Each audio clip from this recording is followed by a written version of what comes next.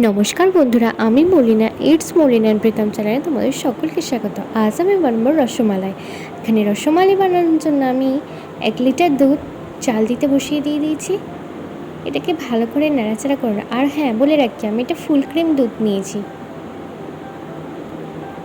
দুধটা ভালো করে জাল দিয়ে দেওয়ার পর আমি এর মধ্যে দিয়ে দেবো লেবুর রস। আমি এখানে দুটো ছোট ছোট সাইজের পাতিলেবুর রস বের করে ছেঁকে নিয়ে আমি এই দুধটার মধ্যে দিয়ে দিয়েছি। কিছুক্ষণ পর এটা ঠান্ডা হয়ে যাওয়ার পর দেখতে পাচ্ছেন ছানা কেটে গেছে। এবারে আমি এইটাকে ভালো করে নাড়াচাড়া করে নিয়ে এ থেকে ছানাটাকে আর জলটা থেকে আলাদা করে নেব। আমি এখানে একটা মিডিয়াম সাইজের কাপড়ের টুকরো নিয়েছি, ভালো করে কেচে ধুয়ে পরিষ্কার করে নিয়েছি। আর তার নিচে রেখেছি একটা পাত্র। আমি এই ছানাটাকে পুরোটাই এই কাপড়টার মধ্যে দিয়ে দিচ্ছি। আমি এবার জলটা থেকে এই ছানাটাকে আলাদা করে নেব।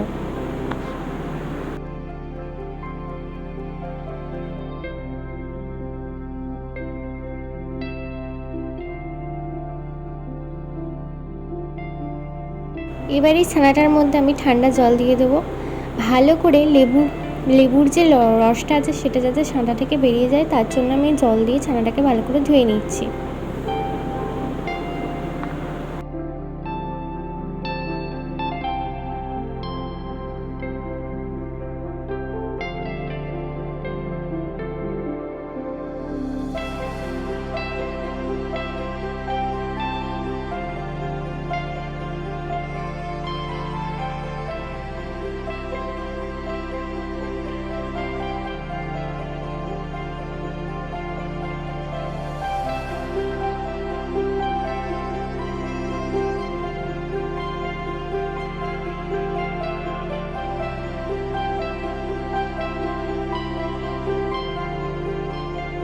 এবারে আমি একটা বড় সাইজের থালার মধ্যে ছানাটা বের করে নিয়েছি কাপড় থেকে।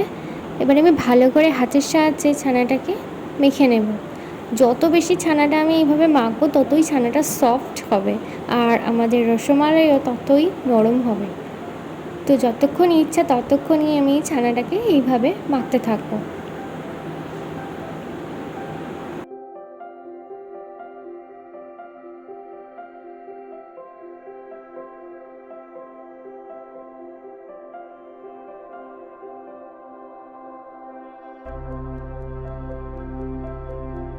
ছানাটা এবার সফট হয়ে গেছে। আমি এবার এসিকে ছোটো ছোটো করে লিচি কেটে নিচ্ছি। যত ছোট রসমালাই হবে ততই বেশি ভালো খেতে হবে। আর আপনারা আপনাদের পছন্দ মতো সাইজ করতে পারেন।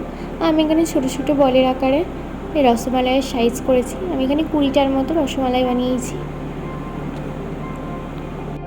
এদিকে আমি প্রায় একটা কড়ার মধ্যে অল্প একটু পরিমাণ জল আর প্রায় 2 কাপের মতো চিনি দিয়ে চিনির শিরাটা ফুটে উঠলে আমি রসমালাইগুলো রসগোল্লাগুলো তৈরি হতে দিয়ে দিচ্ছি।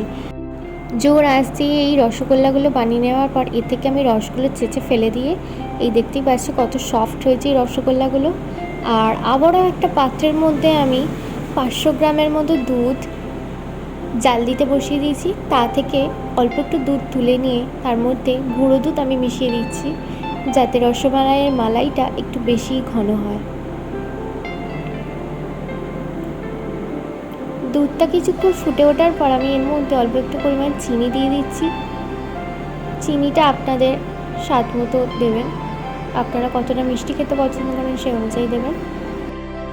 দুধটা ফুটে ওঠার পর এবারে আমি আলাদা করে যে বাটিতে গুঁড়ো দুধটা গুলে রেখেছিলাম সেটা দিয়ে দিলাম। এবারে আবারও দুধটাকে এইভাবে জাল দিতে দেবো।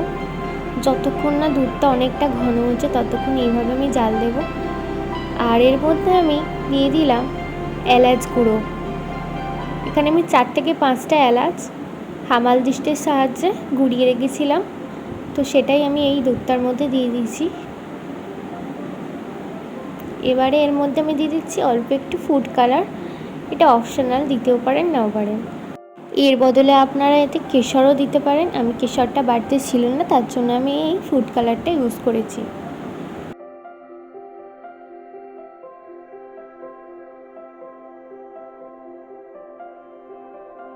দুধটা একটু ঘন হয়ে গেলে আমি এর মধ্যে এবার যে রসগোল্লাগুলো বানিয়ে রেখেছিলাম ওগুলো এবার দিয়ে দেব। এবারে জোর আছে আমি এটাকে এইভাবেই ফুটতে দেব। এদিকে দেখতেই পাচ্ছেন আমাদের রসমালাই পুরোপুরি রেডি। এর মধ্যে আপনি কেশর আর আমি এর মধ্যে অ্যাড করে দিয়েছি পিস্তা বাদাম এবং আমন্ড বাদাম।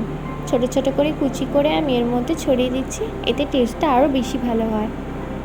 তো এরপরে আমি এটাকে ফ্রিজে প্রায় 2 ঘন্টার জন্য রেখে দেবো, তারপরে ঠান্ডা ঠান্ডা পরিবেশন করব। তো ভিডিওটা কেমন লাগলে অবশ্যই জানাবেন, চ্যানেলটাকে সাবস্ক্রাইব করতে ভুলবেন না। Tata, bye bye.